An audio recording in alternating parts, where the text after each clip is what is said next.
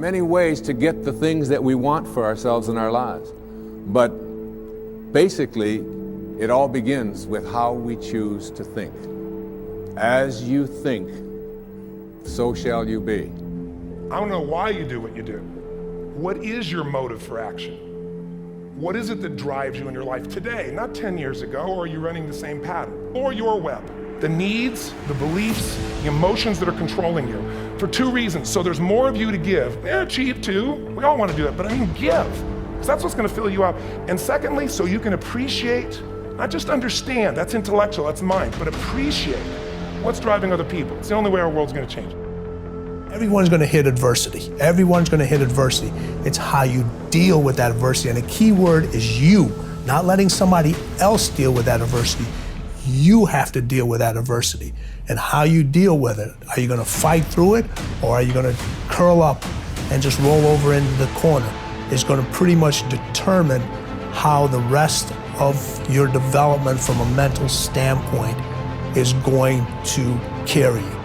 You cannot win the war against the world if you can't win the war against your own mind.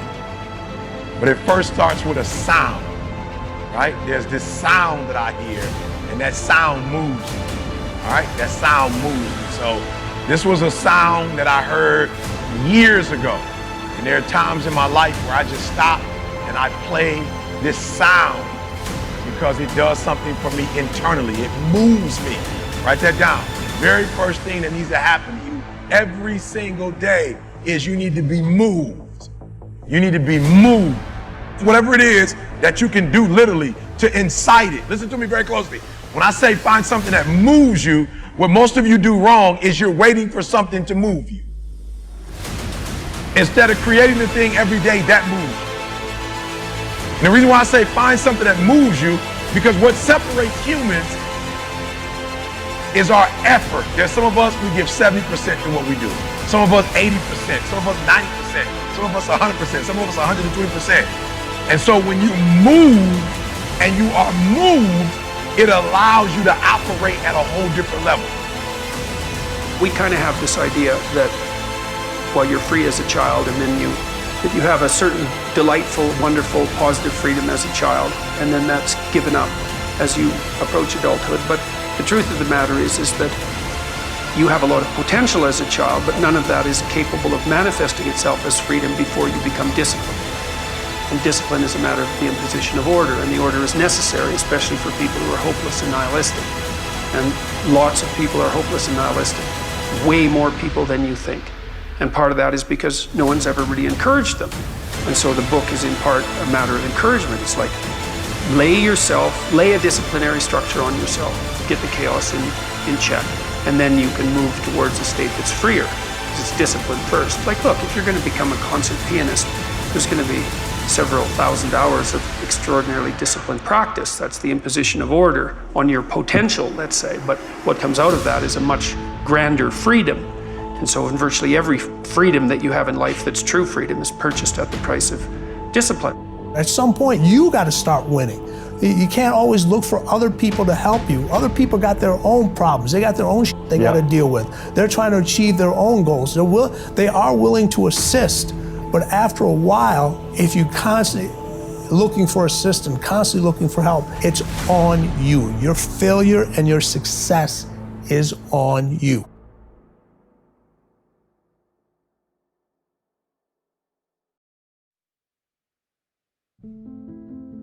You wouldn't be having that opposition if you didn't have something great in you. If your dream wasn't alive and on track, right on schedule to come to pass, you wouldn't have so many things coming against you. But when the enemy looks at you, he says, oh no, here comes another dreamer. Here comes another person full of faith, believing that they have seeds of greatness, not moved by their circumstances, not upset because they have a delay. They're a dreamer. They know they have the favor of God. They know because they believe all things are possible. They know God can make a way when they don't see a way. Friends, when you're a dreamer, you're dangerous to the enemy. You give him a nervous breakdown. He knows you're headed to a new level. He knows you're coming into overflow. He knows you're going to set a new standard for your family. And here's the most important thing. He knows there's nothing He can do to stop you. The forces that are for you are greater than the forces that are against you. But He will work overtime trying to convince us to settle, to give up, to stay where we are. You have to remember this principle. When negative things happen, that's not stopping your destiny. That's a sign that you're on your way to your destiny. Every delay, the setbacks, the disappointment, that didn't stop your dream. It's all a part of the process. Say, birds of a feather flock together. You run around with losers, you will end up a loser. Unconsciously, you will pick up their ways, you'll pick up their habits, you'll pick up, most importantly, their attitude about life. If you're around cynical, negative people all the time, you will become cynical and negative.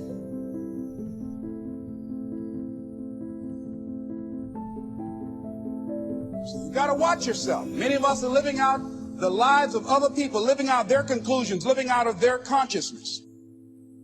The other thing is that you begin to looking at your life and looking at what it is that you want to achieve. Another crucial thing that you must do is align yourself with powerful people.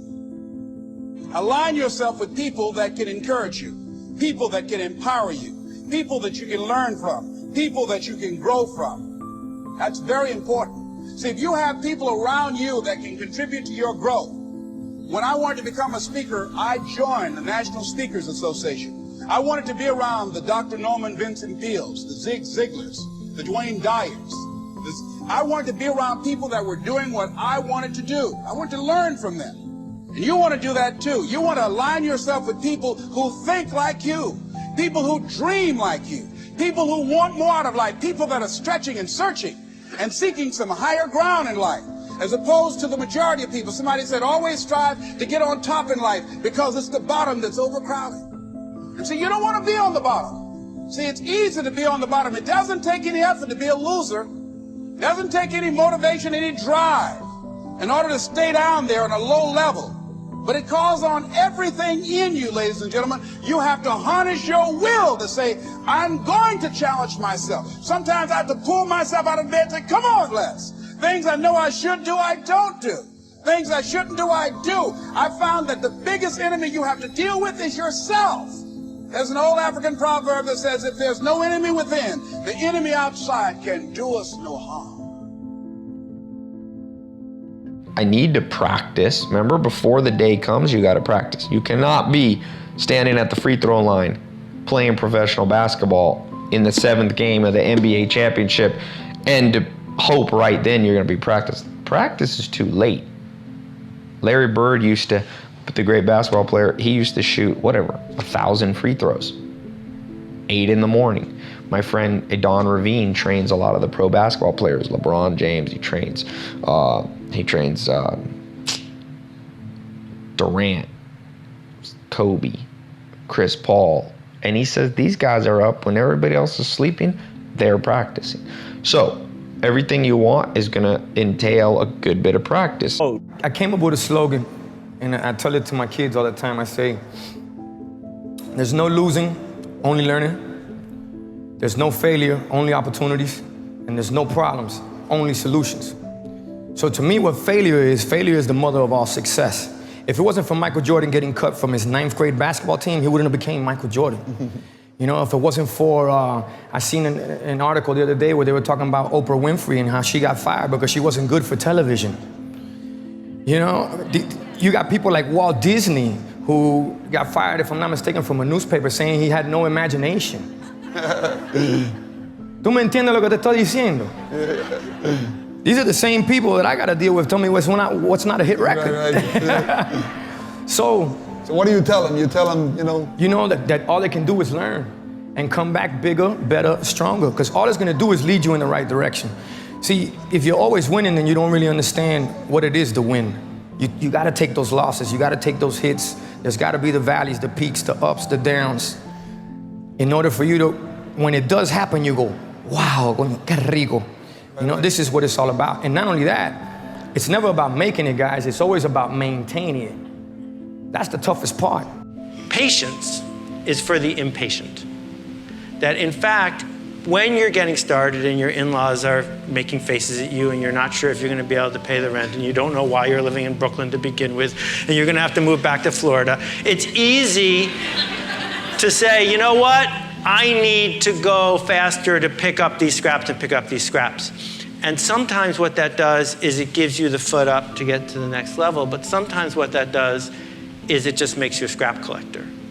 And that one of the things that we see when we look at the work of people who have put really big ideas into the world, who have built online platforms, right, is that they got there by being patiently impatient or impatiently patient, whichever way you want to juxtapose it. That if you look around at the blogs you read or the people you respect online or the organizations you want to work with, the myth of the overnight success is just that, a myth.